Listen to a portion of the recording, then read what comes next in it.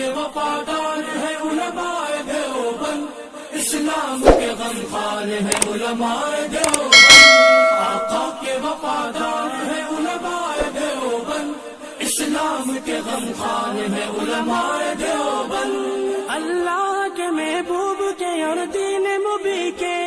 اللہ کے محبوب کے اور دین مبی کے حقدار و علمدار ہے علماء دیوبند، اسلام کے غمخوار ہے علماء دیوبند، آقا کے وفادار ہے علماء دیوبند، اسلام کے غمخوار ہے علماء دیوبند، آقا کے وفادار ہے علماء دیوبند، اسلام کے غمخوار ہے علماء دیوبند۔ آقا کی محبت کے قصیدے ہیں زباں پر، آقا کی محبت کے قصیدے ہیں زباں پر، ہاں نوکر سرکار ہے علماء دیوبند، اسلام کے غمخوار ہے علماء دیوبند، نانوت بھی یار ہر شعبے میں بیدار ہے نوکر سرکار۔ الحمد لله نحمده ونستعينه ونستغفره ونؤمن به ونتوكل عليه ونعوذ بالله من شرور أنفسنا ومن سيئات أعمالنا، من يهد الله فلا مضل له ومن يضلل فلا هادي له، ونشهد أن لا إله إلا الله وحده لا شريك له، ونشهد أن سيدنا مولانا محمدا عبده ورسوله الذي أرسل بالحق بشيرا ونذيرا وداعيا إلى الله بإذنه وسراجا منيرا، أما بعد فأعوذ بالله من الشيطان الرجيم، بسم الله الرحمن الرحيم، فإن تولوا فقل حسبي الله لا إله إلا هو عليه توكلت وهو رب العرش العظيم، صدق الله العظيم وصدق رسوله النبي الكريم، ونحن على ذلك لمن الشاهدين والشاكرين والحمد لله رب العالمين۔ میرے محترم بزرگ اور دوستو، تذکرہ چل رہا ہے کہ میدان محشر میں کن لوگوں کو عرش کا سایہ ملے گا۔ ان میں سے 38 کا بیان ہو چکا اور 70 تک بیان کرنا ہے کہ یہ 38 کا بیان ہو چکا کہ وہ لوگ عرش کے سائے میں ہوں گے۔ نمبر 39 میں کون لوگ ہوں گے؟ چنانچہ دیلمی کے اندر حضرت عمر رضی اللہ تعالیٰ عنہ سے روایت ہے، یسیح الصاح یوم القیامت این الذین عادوا المرضى فی الدنیا فیجلسون علی منابر من نور یحدثون اللہ واللہ والناس فی الحساب او کما قال، کہ میدان محشر جب قائم ہوگا تو ایک فرشتہ آواز لگائے گا، این الذین عادوا المرضى، کہ جو لوگ دنیا میں مریضوں کی عیادت کرتے تھے، بیماروں کی عیادت کرتے تھے، بیماروں کی مزاج پرسی کیا کرتے تھے، وہ لوگ کہاں ہیں؟ چنانچہ ان لوگوں کو نور کے منبر پر بیٹھایا جائے گا اور اللہ تعالیٰ سے وہ بات کریں گے۔ سوچئے کہ اللہ تعالیٰ سے بات کرنے میں کیا مزہ آئے گا، اور حالانکہ لوگ حساب کتاب کے اندر پریشان ہوں گے۔ تو اس سے پتہ چلا کہ کوئی آدمی مسلمان یہ بیمار ہو جائے تو اس کی عیادت کرنی چاہیے، مزاج پرسی کرنی چاہیے، یعنی جو مسلمانوں کا حق ہے عیادت المریض،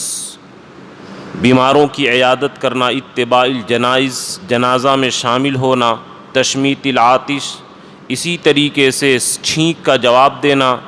سلام کرنا، سلام کا جواب دینا، نصر الضعیف، کمزوروں کی مدد کرنا، عون المظلوم، مظلوموں کی مدد کرنا، ابرار المقسم، اور کوئی مسلمان قسم کھا لے تو قسم سے چھٹکارا دلانا، یہ مسلمانوں کی ذمہ داری ہے۔ یہاں پر سوچئے کہ بیماروں کی عیادت کرنے میں مشکل سے 5 منٹ خرچ ہوگا وقت، اور میدان محشر میں عرش کا سایہ ملے گا، کتنی بڑی خوش نصیبی کی بات ہے۔ لیکن ہم لوگ دین سے خالی ہو کر کے رسم رواج کے غلام بن گئے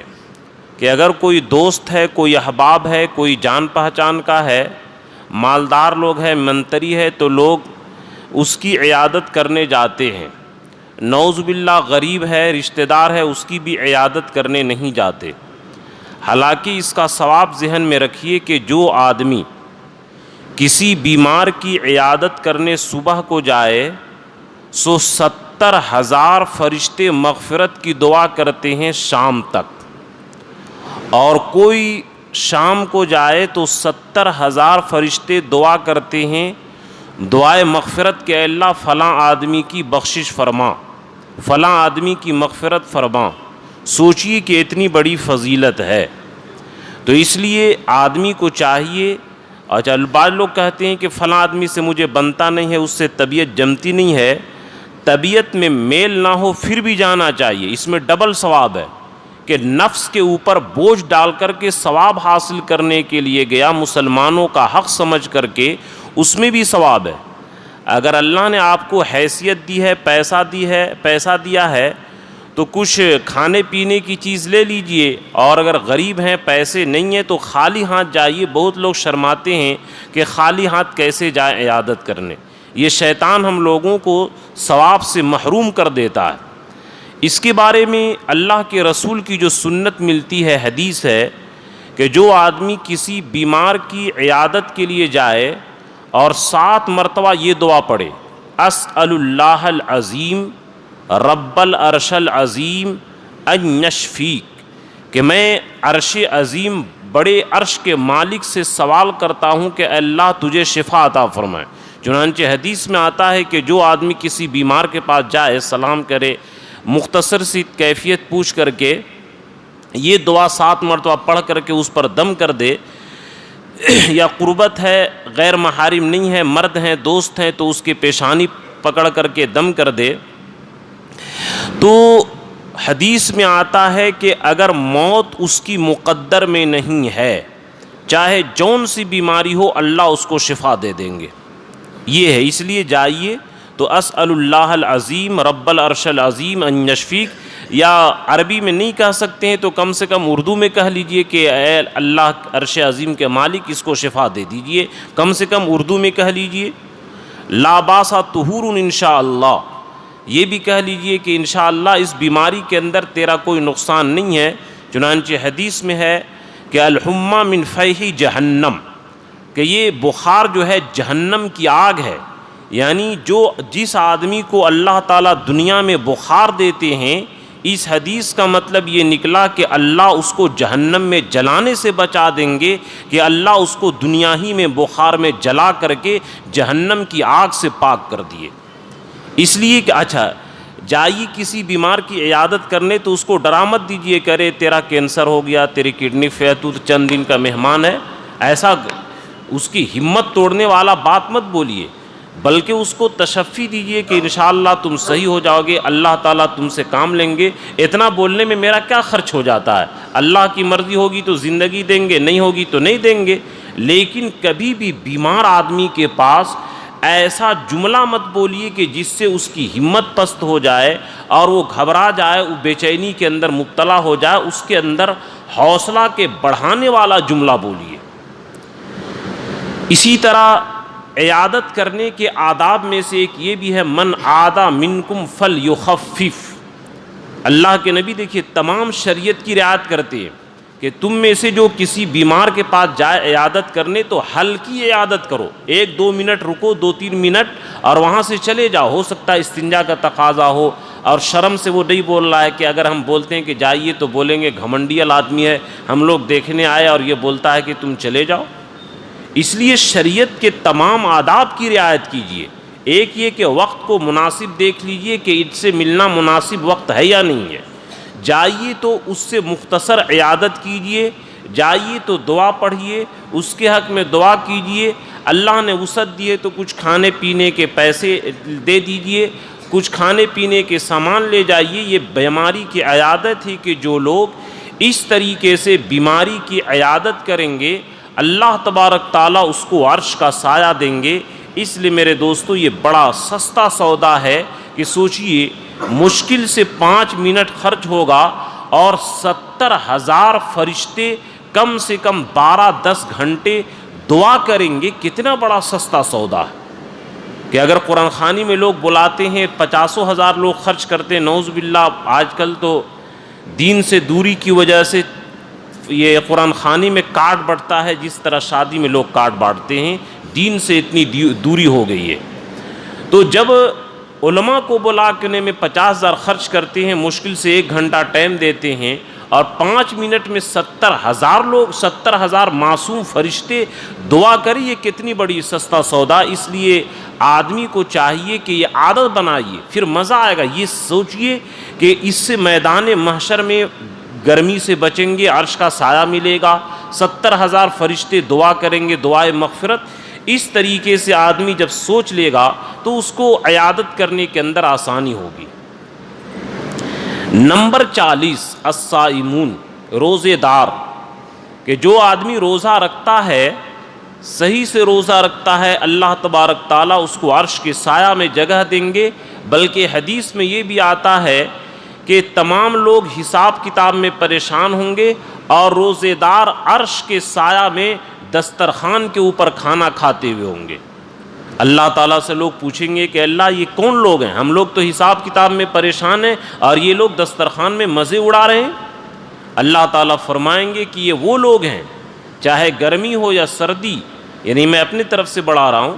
کہ یہ لوگ روزہ رکھتے تھے، دنیا میں میرے چلتے کھانے پینے کو قربان کرتے تھے، اس کی آج میں یہ بدلہ دے رہا ہوں کہ ان لوگوں کو عرش کے سائے میں کھانا کھلا رہا ہوں۔ اس لیے میرے دوستو، نوجوانوں، کون تم کو بہکا دیا کہ جیم کے خاطر اور امتحان کی کمپٹیشن کی تیاری میں روزہ نہ رکھو؟ روزہ صرف 2 وجہ سے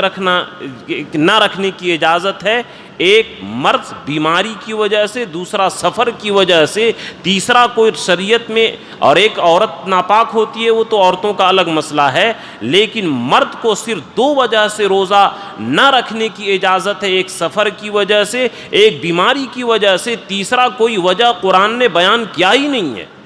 اس لیے کمپٹیشن کی تیاری ہو، جیم ہو اور دکانداری ہو، یہ سارے کے سارے جو لوگ روزہ نہیں رکھ رہے ہیں، ہلاکت و بربادی میں اپنے آپ کو ڈال رہے ہیں، اور یہ لوگ عرش کے سائے میں قیامت کے دن کھانا کھانے سے محروم رہیں گے۔ نمبر 41 اہل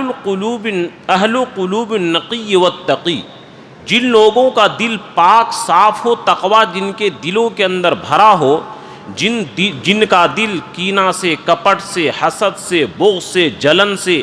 اور ساری گناہوں سے جس کا دل پاک ہو، ایسے نیک پاکیزہ دل والے لوگ یاد رکھیے کہ میدان محشر میں عرش کے سائے میں ہوں گے۔ چنانچہ اللہ تعالیٰ اعلان بھی کیے، یوم لا ينفع مال ولا بنون الا من اتى اللہ بقلب سلیم،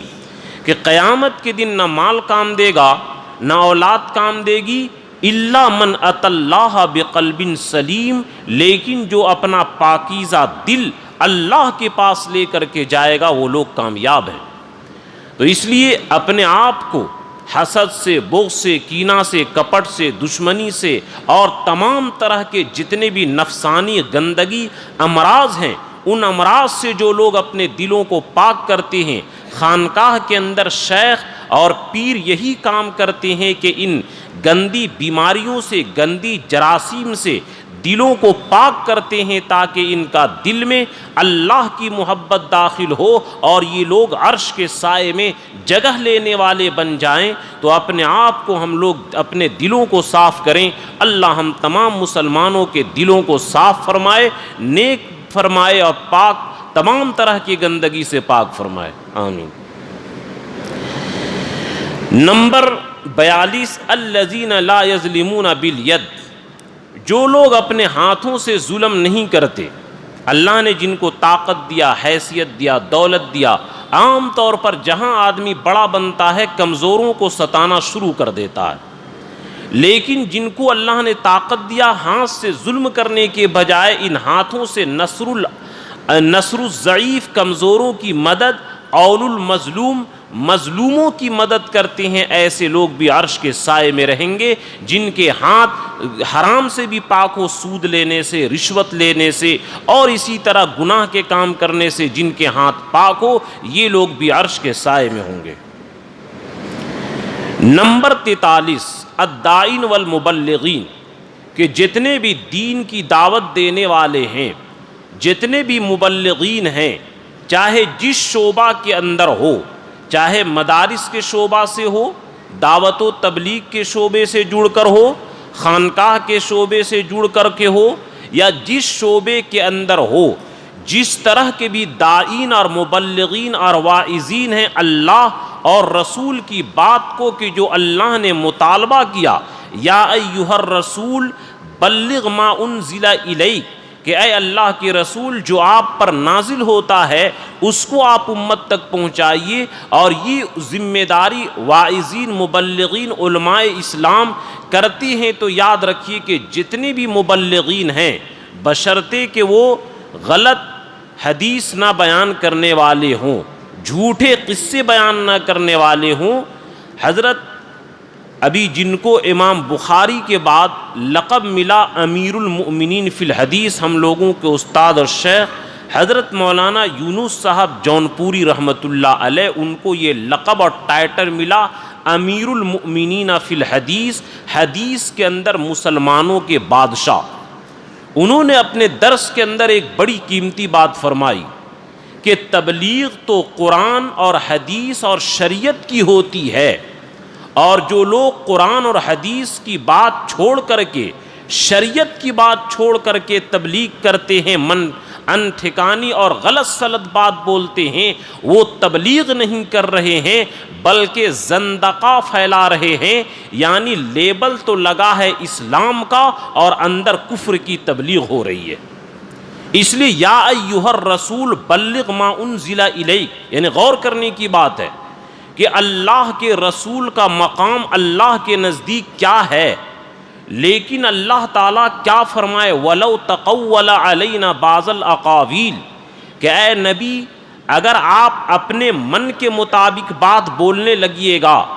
اور میرے شریعت جو نازل کیا ہوں اس کے خلاف بولنے لگیے گا اپنے من سے گڑھ کر کے، لَأَخَذْنَا مِنْهُ بِالْيَمِينِ، ہم داہنے ہاتھ سے آپ کا شہ رگ پکڑ کر کے کاٹ ڈالیں گے، اور کوئی دنیا کے اندر آپ کو مدد کرنے والا نہیں ہوگا. جب اللہ تعالیٰ اپنے حبیب کی گھوٹیے کا دین کے اندر بڑھاوے کو پسند نہیں کرتے ہیں، تو کیا اللہ کے رسول سے بڑے مبلغ، بڑے داعی، بڑے مقرر، بڑے دل و سوز رکھنے والے، بڑے متقی اور پرہیزگار بن گئے؟ یاد رکھیے کہ جتنے بھی صحیح داعی اسلام اور اللہ اور رسول کے پیغام کو پہنچانے والے ہیں، شریعت کے پیغام کو جو لوگ پہنچانے والے ہیں، یہ لوگ بھی عرش کے سائے میں ہوں گے.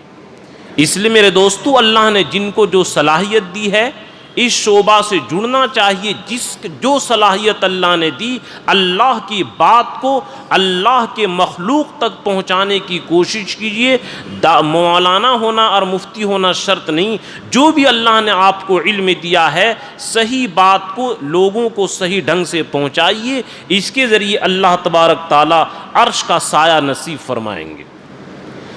نمبر 43 غیر الحاسد، جن کے دلوں کے اندر حسد کی بیماری نہیں ہے. کہ آدمی دیکھتا ہے کسی کو کھاتا پیتا تو لوگوں کو پیٹ میں درد شروع ہوتا ہے کہ فلاں آدمی کیسے ترقی کر رہا، فلاں آدمی کی بلڈنگ بن گئی، فلاں آدمی کو پیسہ مل گیا، فلاں آدمی کو یہ ہو گیا. عام طور پر مسلمانوں کی یہ بیماری ہے، جبکہ اللہ کے رسول یہ سکھلائے کہ اگر تم کسی مومن کو مسکراتے ہوئے دیکھو تو دعا دو اضحک اللہ سنک، کہ اللہ تجھے ہمیشہ خوش رکھے. مسلمانوں کی خوشی دیکھ کر کے مسلمان کو خوش ہونا چاہیے. لیکن یہ ایمان کی کمزوری کی بات ہے کہ مسلمانوں کی خوشی دیکھ کر کے دل میں حسد اور جلن پیدا ہوتا ہو، تو یہ ایمان کی کمزوری کی بات ہے کہ مسلمان کی خوشی دیکھ کر کے مسلمانوں کو خوش ہونا چاہیے. نمبر 45 غیر النمام، چغلخوری جو آدمی چغلخوری نہ کرتا ہو. چغلخوری کا مطلب کیا؟ کہ ایک کی بات دوسرے کے پاس، دوسرے کی بات اس کے پاس، تاکہ دونوں میں تفرقہ ہو جائے. یاد رکھیے کہ روئے زمین میں یہ لوگ سب سے برے لوگ ہیں. المفرقون بین الاحبہ، کہ جو دوستوں کے درمیان دشمنی اور پھوٹ ڈالتا ہو، جو کسی کی عزت پر حملہ کرتا ہو تو یاد رکھیے کہ یہ لوگ سب سے برے ہیں۔ تو جو لوگ چغل خوری نہ کرتے ہوں ایسے لوگ بھی عرش کے سائے میں رہیں گے۔ یاد رکھیے کہ چغل خوری کرنے سے، حسد کرنے سے کیا ملتا ہے؟ یہ تو اللہ کے اوپر اعتراض ہے۔ جو آدمی حسد کرے اس کا مطلب یہ ہوا کہ اے اللہ آپ کو ایسا کام نہیں کرنا چاہیے، آپ فلاں بندے کو نعمت کیوں دیے؟ یاد رکھیے کہ اللہ تعالیٰ فرما رہے ہیں لا یسأل عما یفعل وہم یسألون، کہ اللہ جو کرتا ہے اس سے کسی کو پوچھنے کا حق نہیں ہے، اور بندے سے پوچھا ہوگا۔ لیکن جو آدمی اللہ پر اعتراض کیجیے کرے گا، یاد رکھیے کہ اس کا انجام کیا ہوگا۔ نمبر 46، غیر عاقل والدین، جو آدمی اپنے ماں باپ کی نافرمانی نہ کرتا ہو۔ خصوصاً اس زمانے کے اندر نوجوانوں کے لیے بڑی لمحے فکریہ ہے کہ عام طور پر یہ قیامت کی علامت تو ہے ہی ہے، لیکن قیامت کی علامت ہونے کا مطلب میں بار بار بیان کیا ہوں کہ ان بیماریوں سے اپنے آپ کو بچائیے۔ قیامت کی علامت ہے ان تلد الامۃ ربہا، کہ ماں اپنی آقا جنے گی، یعنی آقا کی طرح، مالک کی طرح بچے اپنے ماں باپ پر حکومت کریں گے۔ لیکن جو آدمی اپنے ماں باپ کا فرما بردار ہو ایسے آدمی کو اللہ عرش کا سایہ دیں گے۔ اس لیے اپنے ماں باپ کو خوش رکھنے کی کوشش کیجئے، بیوی بچوں کا بھی حق ادا کیجئے، لیکن ماں باپ کا بھی حق ادا کیجئے۔ ایسا نہ کہ بیوی بچے کے چکر میں ماں باپ کے حق خراب ہو جائیں اور ماں باپ کے چکر میں بیوی بچوں کا حق تلف ہو جائے، دونوں کو لے کر کے چلیے۔ اسی لیے تو نکاح کے خطبہ کے وقت تینوں آیت کے اندر یا ایھا الناس اتقوا ربکم، تینوں میں ڈرنے کا حکم دیا جاتا ہے کہ اے میرے بندے، اب جو تم نکاح کے بندھن میں بندھنے جا رہے ہو، پہلے تو تم کنوارے تھے، آزاد تھے، لیکن بڑی ذمہ داری اب تمہارے اوپر آ رہی ہے کہ ماں باپ کو بھی دیکھنا پڑے گا، بیوی بچوں کو بھی دیکھنا پڑے گا۔ اللہ، تم عبادت میں کٹوتی تو نہیں کرتے، شادی کی رنگ رنگیلی میں تم پڑھ کر کے اللہ کے حق میں تو کہیں کٹوتی نہیں کرتے۔ اسی لیے نکاح کے خطبہ میں صرف ڈرنے کی آیت ہے۔ حالانکہ نکاح خوشی کا وقت ہے، لیکن سب آیت میں ڈرنے کا حکم ہے تاکہ تم لوگ صحیح سے نکاح کے مقاصد کو سمجھو۔ نمبر 47، الشہداء، جتنے طرح کے بھی شہید ہیں، اللہ کے راستے میں جو بھی شہید ہو گیا، وہ تو ایسے بھی حدیث کے بارے میں ہے کہ حدیث میں، قرآن میں بلکہ ہے کہ جتنے بھی لوگ مرنے کے بعد جنت میں دیکھیں گے تو جنت سے آنے کی کوئی تمنا نہیں کرے گا سوائے شہید کے، کہ شہیدوں کا جو مقام اللہ دیں گے وہ کہے گا اے اللہ مجھ کو دوبارہ دنیا میں بھیج دیجئے تاکہ دوبارہ شہید ہو کر کے میں یہ مقام حاصل کروں۔ تو اس لیے جتنے طرح کے شہداء ہیں، اور میں جیسا کہ 12 ہفتہ مسلسل امام مہدی کے حالات پر آپ لوگوں کے سامنے گوش گزار کیا تھا کہ امام مہدی کا دور آئے گا تو 1/3 مسلمان شہید ہوگا اور یہ افضل الشہداء ہوں گے۔ اس لیے میرے دوستو میں بار بار یہ ہمت دلا رہا ہوں کہ اپنے دل سے دنیا کی محبت اور دنیا کا خوف نکال کر کے امام مہدی کے جماعت میں شامل ہونے کا پورے عزم اور حوصلے کے ساتھ ارادہ کیجئے۔ امام مہدی کی جماعت سے جو بھی الگ ہوگا، چاہے مفتی صاحب ہو، مولانا صاحب ہو، حافظ صاحب ہو، جو صاحب ہوں، یاد رکھیے کہ اس کا ایمان خطرے میں پڑ جائے گا۔ آخری جو ہم لوگوں کا ہدف ہے امام مہدی کی جماعت میں شامل ہونا، عیسیٰ علیہ السلام بھی اسی جماعت میں شامل ہو کر کے پورے دنیا کے اندر اسلام کو روشن کریں گے اور یضع الجزیہ، ٹیکس کو ختم کر دیں گے، یقتل الخنزیر، خنزیر کو قتل کر دیں گے۔ عیسیٰ علیہ السلام کانا دجال کا خاتمہ کر کے یہودیوں کا خاتمہ کر دیں گے اور اسلام کا غلبہ ہوگا۔ اس لیے جتنے طرح کے شہداء ہیں، تمام طرح کے شہداء یہ عرش کے سائے میں ہوں گے۔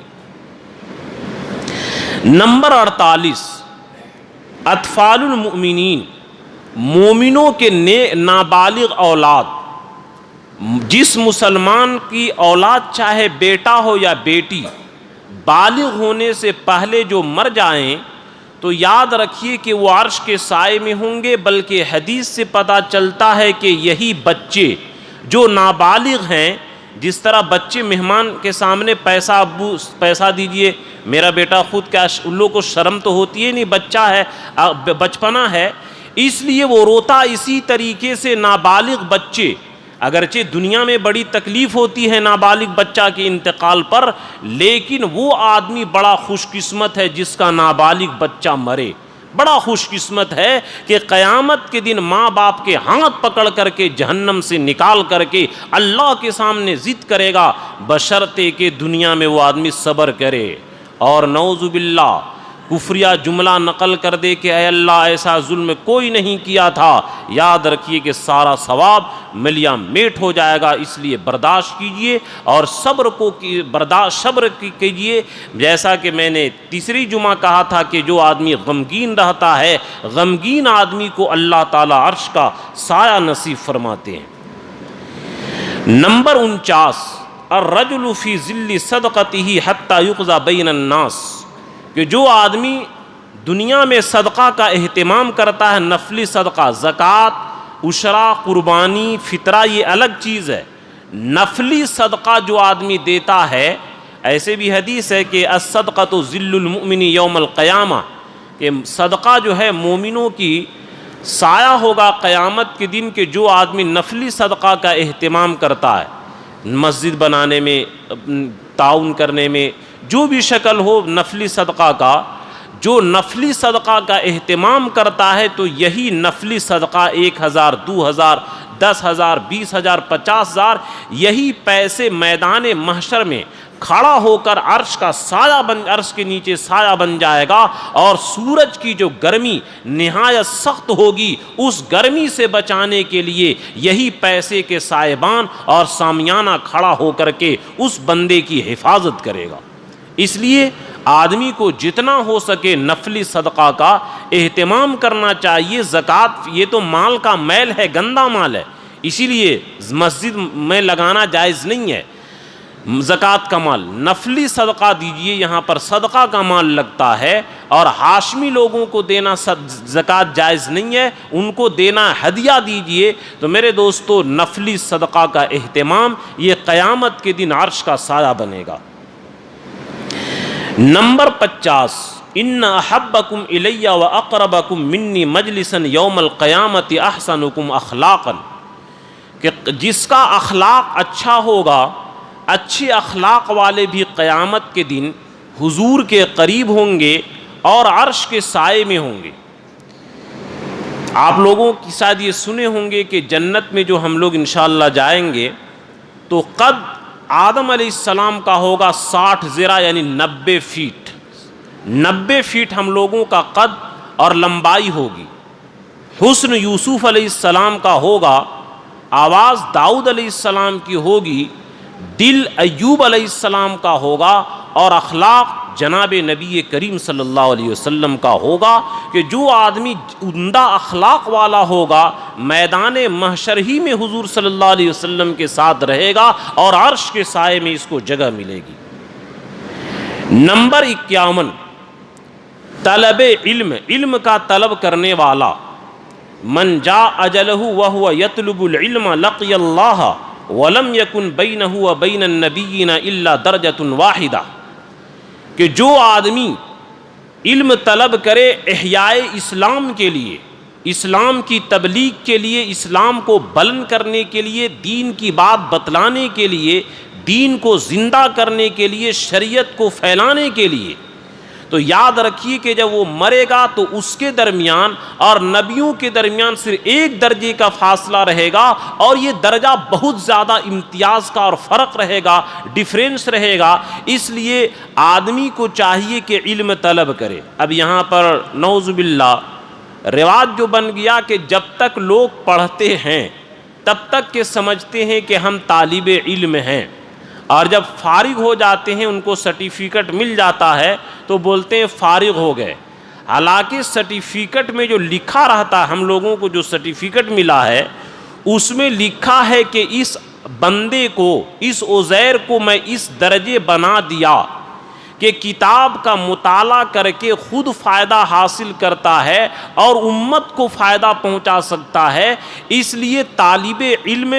20 سال 22 سال یا 25 سال تک جو پڑھتے ہیں اسی کو نہیں سمجھنا چاہیے، بلکہ موت تک آدمی طالب علم رہ سکتا ہے، اور موت تک یہ اس بات کو ملا علی قاری رحمۃ اللہ علیہ بھی مرقات المفاتیح کے اندر لکھے ہیں۔ اس لیے جو بھی آدمی علم طلب کرتا ہے، چاہے وہ مدرسے سے رسمی طور پر فارغ ہو چکا ہو، لیکن علم کا طلب کرنا یہ فارغ نہیں ہو سکتا، یہ تو موت تک علم حاصل کرنا ہے، کہ جو بھی بندہ اس طرح علم حاصل کرتا اللہ تعالیٰ اس کو عرش کا سایہ دیں گے، اور اس کی اور نبیوں کے درمیان 1 درجے کا فاصلہ رہے گا۔ نمبر 52، ان للمہاجرین منابر من ذہب یجلسون علیہ یوم القیامت قد امنوا من الفزع، کہ جو لوگ دین کے خاطر ہجرت کرتے ہیں، جیسے نعوذ باللہ کسی آدمی کا ایسی جگہ پر گھر ہے جہاں پر لوگ شریعت پر عمل نہیں کرنے دیتے، شریعت پر عمل کرتا ہے تو لوگ بائیکاٹ کر دیتے ہیں، سلام کلام بند کر دیتے ہیں، بڑی پریشانی ہوتی ہے، خاص کر کے نعوذ باللہ جہاں پر عقیدے کے فاصل لوگ جماعت کے کام میں لگے ہوں، اہل سنت والجماعت ہو، ان کو بڑی پریشانی اٹھانی پڑتی، اس کا مجھے اچھا تجربہ ہے۔ تو جو آدمی دین کو بچانے کے لیے،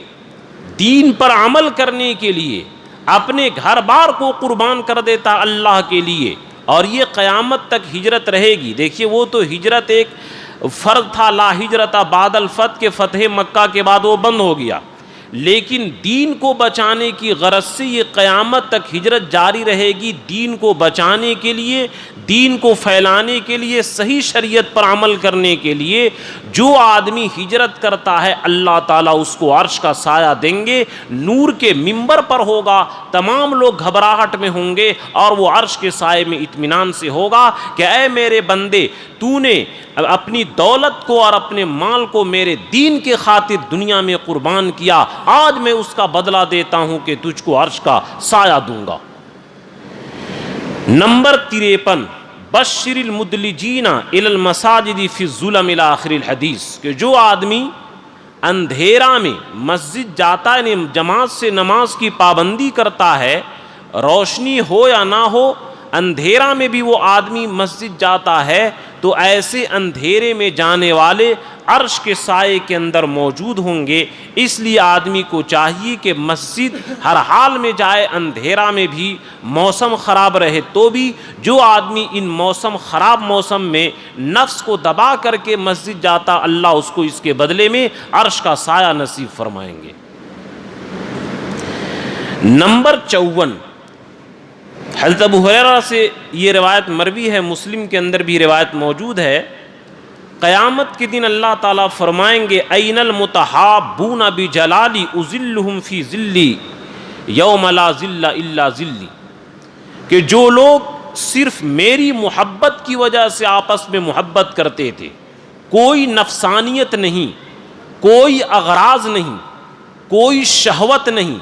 کسی طرح کا کوئی دنیاوی اغراض شہوت من کی وجہ سے نہیں تھا، محض اللہ کے لیے، کہ اللہ تعالیٰ جب ایک مسلمان کو ایمان کی وجہ سے 10 بڑی گنی جنت دیں گے، اللہ تعالیٰ جب اپنے حبیب کی امت کی اتنی قدر کر رہے ہیں کہ ایک رائی کے دانہ کے برابر ایمان والے کو اس دنیا سے 10 بڑی گنی جنت دیں گے، جب اللہ مسلمانوں کی اتنی عزت کرتے ہیں، محبت کرتے ہیں، تو میرا حق کیا پہنچتا ہے کہ ہم مسلمان کو ذلیل سمجھیں اور مسلمان کی بے عزتی کریں؟ اس نیت سے یہ عملی مشق ہے اکرام مسلم کا، اس نیت سے مسلمان کو دیکھے کہ اس کے داڑھی سفید ہو چکے ہیں، جب اللہ اس کی عزت کرتے ہیں ہمیں بھی عزت کرنی چاہیے، اور اللہ اس سے محبت کرتے ہیں مجھے بھی محبت کرنی چاہیے۔ جو آدمی صرف اللہ کے لیے مسلمانوں سے محبت کرتا ہے، اللہ اس کو بھی عرش کا سایہ دیں گے،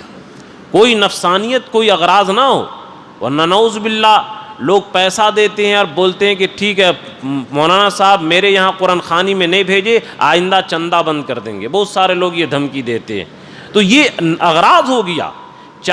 یہ قرآن نے جو بیان کیا انما نطعمکم لوجہ اللہ لا نرید منکم جزاء ولا شکورا، کہ ہم اللہ کے لیے کھلاتے پلاتے ہیں، ہم تم سے شکریہ ادا نہیں کروانا چاہتے ہیں، تھینک یو نہیں کروانا چاہتے ہیں، یہ مزاج ہونا چاہیے مسلمانوں کا، اس کی عملی مشق ہو، کوئی اغراض نہ ہو، محض اللہ کے لیے محبت ہو۔ اللہ کے لیے محبت کرنے والے عرش کے سائے میں اطمینان سے زندگی بسر کریں گے۔ نمبر 55 ثلاثۃ علی کساب المسک لا یحولہم الفزع الاکبر یوم القیامہ، 3 آدمی ایسے ہوں گے، 55 56 57 3 آدمی ایسے ہوں گے کہ قیامت کے دن ان کو کوئی گھبراہٹ اور بے چینی نہیں ہوگی، یہ لوگ بڑے آرام کے ساتھ زندگی یہ عرش کے سائے میں جگہ لیں گے، لوگ حساب کتاب میں پریشان ہوں گے اور یہ لوگ عرش کے سائے میں جگہ لیں گے۔ ان میں سے ایک آدمی 55 نمبر پر رجل اما قوما وہم بہ راضون، ایک وہ آدمی جو کسی قوم کی امامت کرے، نماز پڑھائے اور مقتدی لوگ اس سے راضی رہیں، جو آدمی نیکی اور تقوی کے ساتھ نماز پڑھاتا رہے، مقتدی لوگ اس سے خوش رہیں۔ ہاں اگر یعنی مقتدی لوگ اگر کسی دین کی بات پر، کہ اگر کوئی مسئلہ حق بیان کرتا ہے اور حق بات کی وجہ سے اس سے نفرت کرتے تو اس سے کوئی فرق نہیں پڑتا، جیسے کہ نعوذ باللہ اللہ کے رسول سے ابو جہل ابو لہب دشمنی رکھتا تھا، تو اس سے اللہ کے رسول کی ثواب میں کوئی کمی نہیں ہوئی، یہ ان کی اپنی غلطی ہے۔ اگر امام کی اپنی غلطی ہے، فسق و فجور گناہ، اس کی وجہ سے لوگ نفرت کرے تو وہ ایک الگ چیز ہے، لیکن اگر اس کی حق گوئی بے باکی شریعت کی بات کی وجہ سے لوگ ناراض ہوں تو اس سے اس امام کے ثواب پر کوئی فرق نہیں پڑتا ہے۔ ہاں اگر امام اگر کوئی غلطی کر دے، گناہ کر دے اور گناہ سے توبہ کر لے، کیونکہ اللہ تعالیٰ فرمائے ہیں التائب من الذنب کمن لا ذنب لہ، کہ جو آدمی گناہ سے توبہ کر لے گناہگار ہے ہی نہیں ہے۔ جب اللہ کے نظر میں وہ گناہگار نہیں ہے، اللہ اس کو معاف کر دیے تو پھر ہم اس سے بغض نہ رکھیں، ہم بھی معاف کر دیں جب اللہ اس کو معاف کر دیے۔ ہاں فتاوی محمودیہ وغیرہ میں یہ بہت سوال ہے کہ فلاں امام صاحب یہ غلطی یہ کرتے ہیں، اس کا جواب یہی دیا ہے کہ اگر امام گناہ پر اڑے رہے، گناہ سے توبہ نہ کرے تو ایسے امام کے پیچھے نماز پڑھنا مکروہ تحریمی ہے، لیکن اگر امام گناہ سے توبہ کر لے، اس گناہ کو چھوڑ دے تو پھر اس سے بغض رکھنا یہ مقتدی کو اپنا نقصان ہے۔ اگر وہ گناہ کو چھوڑ دے جب اللہ اس کو معاف کر دیے تو پھر میرا اور آپ کا کیا حق ہے کہ ہم اس سے بغض اور عناد رکھیں، ہمیں بھی معاف کرنا چاہیے۔ تو بہرحال جو آدمی اس طرح قوم کی امامت کرے کہ مقتدی لوگ خوش رہیں، وہ نیکی کی وجہ سے خوش رہیں، اگر دین کی وجہ سے نفرت کرتے ہو تو وہ عرش کے سائے سے محروم نہیں رہے گا، عرش کے سائے میں جگہ ملے گا۔ ہاں اگر وہ گناہ کے اندر مبتلا ہے اور اپنا دادا گیری چلاتا ہے اور فسق و فجور کے باوجود لوگ نفرت کرتے ہیں اور پھر وہ آدمی امامت کرتا ہے تو ایسے لوگوں پر اللہ کی لعنت ہوتی ہے۔ اس لیے میرے دوستو، اپنے یہ شریعت نے ہر ایک چیز کا حدود بیان کیا ہے کہ جو آدمی اس طرح قوم کی امامت کرے کہ اللہ اس سے خوش رہے، یہ قوم اس سے خوش رہے تو اللہ اس کو عرش کے سائے میں جگہ دیں گے۔ نمبر 56 وَرَجُلٌ كَانَ يُؤَذِّنُ فِي كُلِّ يَوْمٍ وَلَيْلَةٍ 5 صلوات، کہ جو آدمی جو مؤذن 5 وقت کی اذان دے، 5 نماز کے اذان دے، تو ایسے مؤذنین بھی قیامت کے دن عرش کے سائے میں ہوں گے۔ میرے دوستو،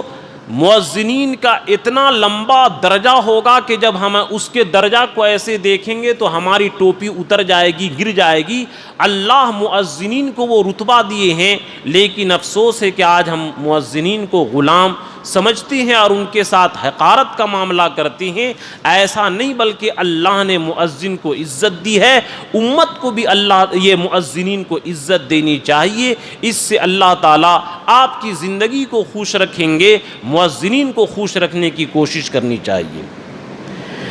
نمبر 57 وعبد ادى حق اللہ وحق موالیہ، ترمذی کے اندر روایت ہے کہ جو آدمی اللہ کا بھی حق ادا کرے اور اپنے منیجر کا، اپنے باس کا، اپنے مالک کا بھی حق ادا کرے تو وہ آدمی بھی عرش کے سائے میں ہوگا۔ ایک آدمی غریب ہے، نوکری کرتا ہے،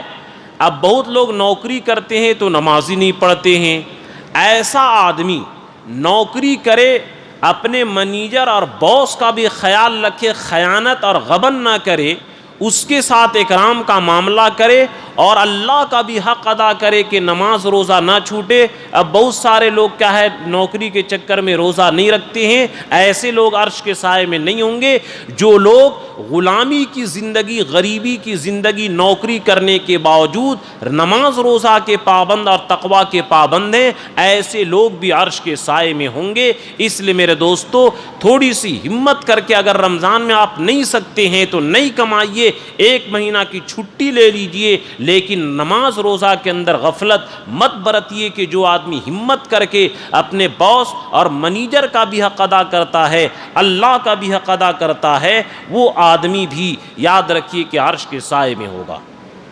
نمبر 58 وَرَجُلٌ قَرَأَ الْقُرْآنَ ابْتِغَاءً لِوَجْهِ اللَّهِ، جو آدمی اللہ کی رضا کے لیے قرآن پڑھتا ہو، دنیا والوں سے کوئی طلب نہ کرتا ہو، اللہ کی رضا کے لیے پڑھتا ہو، قرآن پڑھاتا ہو، یاد رکھیے کہ اللہ اس کو بھی عرش کا سایہ دیں گے۔ نمبر 59 وَرَجُلٌ ابْتُلِيَ بِالرِّقِّ فِي الدُّنْيَا الی آخر الحدیث، کہ جو آدمی غلامی کے اندر مبتلا ہو گیا، اور غلامی جانتے ہیں کہ اتنی خراب زندگی ہے، لیکن اس کے باوجود آخرت کی تیاری سے وہ غافل نہیں ہے، تو ایسا آدمی بھی عرش کے سائے میں ہوگا۔ نمبر 60 من سرہ ان ینجی اللہ من کرب یوم القیامہ الی آخر الحدیث، کہ جو آدمی یہ چاہتا ہو کہ قیامت کے دن اس کی پریشانی دور ہو جائے، تو اس آدمی کی چاہیے کہ کسی غریب مسلمان کی پریشانی کو دور کرے۔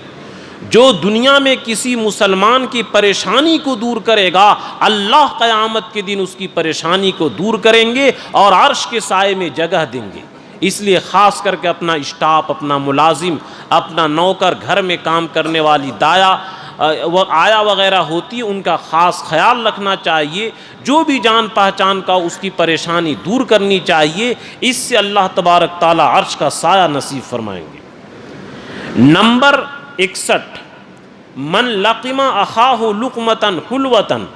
صرف عنہ مرارۃ الموقف یوم القیامہ، کہ ایک آدمی بڑی تنگی کی زندگی گزار رہا۔ میرے پاس ایسے بھی لوگ ہیں، فون کیے کہ 2-2.5 مہینے سے کسی چیز کا گوشت نہیں کھایا ہو۔ اب اس آدمی کا دل مچل رہا ہے کہ کاش کہ میں گوشت مچھلی کچھ کھاؤں، تو وہ آدمی کسی ایسے غریب کو اگر تر لقمہ اور اس کے من پسند کھانا کھلا دے، اس کے گوشت کھانے کے لیے طبیعت بے چین ہو رہی ہے، مچھلی کھانے کے لیے بے چین ہو رہی ہے، ایسے آدمی کو آپ نے اس کے من پسند کھانا کھلا دیا، یاد رکھیے کہ اللہ تعالیٰ فرما رہے ہیں کہ اس قیامت کے دن میدان محشر میں جو سخت کڑوا دن ہوگا، اس سے سخت کڑوا گھونٹ کو اللہ تعالیٰ ختم کر دیں گے اور عرش کے سائے میں جگہ دیں گے اور اس کو میٹھا لقمہ کھلائیں گے۔ اس لیے ایسا ثواب کا موقع ملے تو آدمی کو چوکنا نہیں چاہیے، بلکہ کھلانا چاہیے، مدد کرنا چاہیے۔ اسی طرح یہ حدیث الترغیب والترہیب 3 لوگوں کا بیان ہے کہ جو لوگ یہ 3 کام کرتے ہیں اللہ ان کو بھی عرش کا سایہ نصیب کریں گے۔ 4-5 منٹ اس ہفتہ زیادہ ہوگا، سوچ رہا ہوں ختم کر دوں، آئندہ ہفتہ انشاءاللہ حوض کوثر پر بیان کر دوں گا، اس لیے میں سوچ رہا ہوں کہ اس موضوع کو عرش کا سایہ کو ختم کر دوں، اس لیے 5.5 منٹ آپ لوگ صبر کریں گے، وقت بڑھے گا تو ناراض نہیں ہوں گے۔ من اشبع جائعا، جو آدمی کسی بھوکے کو کھانا کھلائے۔ نمبر 63 او کسا عارین، یا کسی ننگے کو کپڑا پہنائے۔ نمبر 64 من آوا مسافرن، یا کسی مسافر کو ٹھکانہ دے۔ اعاذ اللہ من احوال یوم القیامہ، اللہ تعالیٰ قیامت کے دن کی سختی سے اس کو نجات دیں گے۔ کہ جو بھوکے کو کھانا کھلائے، ننگے کو کپڑا پہنائے اور مسافر کو ٹھکانہ دے، اگر مسافر خود اعلان کرنا، میں بعض شہروں میں دیکھا امام کو کہا ہوا ہوتا ہے شہروں میں کہ جو بھی مسافر ہیں فلاں میرے پاس آئیں اور کھانے کی پرچی لے کر کے اپنا کھانا کھائے. بعد اللہ کے بندوں یہ کیا ہے سہارنپور وغیرہ میں دیکھا کہ یہ اہتمام کرتے تھے. تو اللہ نے جس کو دولت دی ہے مسجد کے امام کو کہہ دے کہ آپ اعلان کر دیا کیجئے رات میں یا دن میں کہ جو مسافر و تنگ دست ہو وہ میرے سے خرچہ لے کر کے کھانا کھائے یا میرے ہوٹل میں کھانے کے لیے چلے جائے. یاد رکھیے کہ جو آدمی ایسا کرتا ہے اللہ اس کو عرش کا سایہ دیں گے. نمبر 65 من اقر بعین مؤمن اقر اللہ بعینہ یوم القیامہ.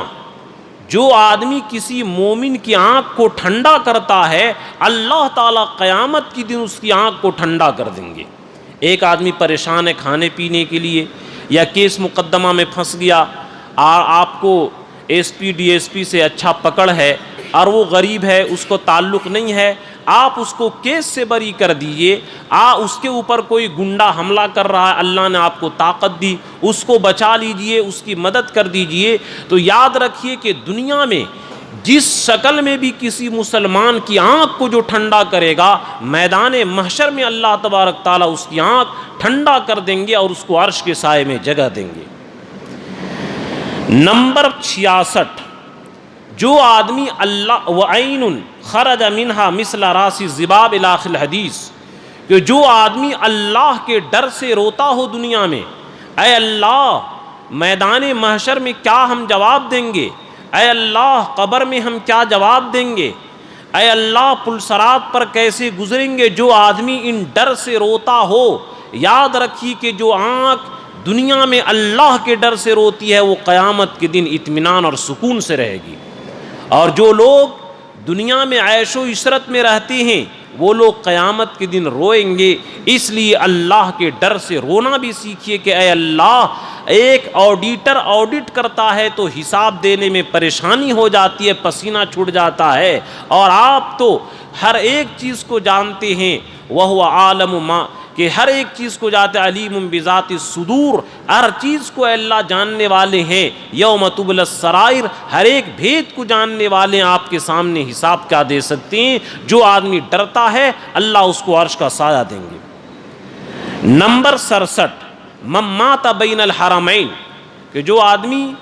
مکہ یا مدینہ کے اندر مر جائے، حج کرنے کے لیے جائے اور مر جائے یا عمرہ کے لیے جائے مر جائے یا وہیں باشندہ ہو کر وہاں مر جائے، یاد رکھیے کہ اس کو بھی عرش کا سایہ دیں گے. اب لوگ حج کرنے جاتے ہیں تو ڈرتے ہیں کہ پتہ نہیں واپس آئیں گے کہ نہیں آئیں گے، خوب گلے لگ کے گھر والوں سے روتے ہیں. ارے وہ آدمی خوش قسمت ہے جو حج کرنے گیا اور حج میں وہاں مر گیا. یاد رکھیے کہ ہر سال قیامت تک اس کو حج کا ثواب ملے گا اور ہر سال عمرہ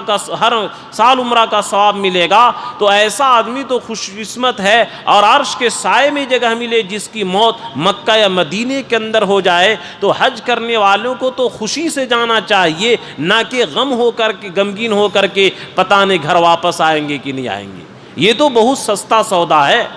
جن کو اللہ تعالیٰ مدینے کے اندر جس کو اللہ پسند کرتے ہیں وہ انہی کو اللہ تعالیٰ وہاں رکھتے ہیں. نمبر 68 من زارنی محتسبا کان فی جواری یوم القیامہ جو آدمی اللہ کے رسول کے قبر اطہر کی زیارت کرے،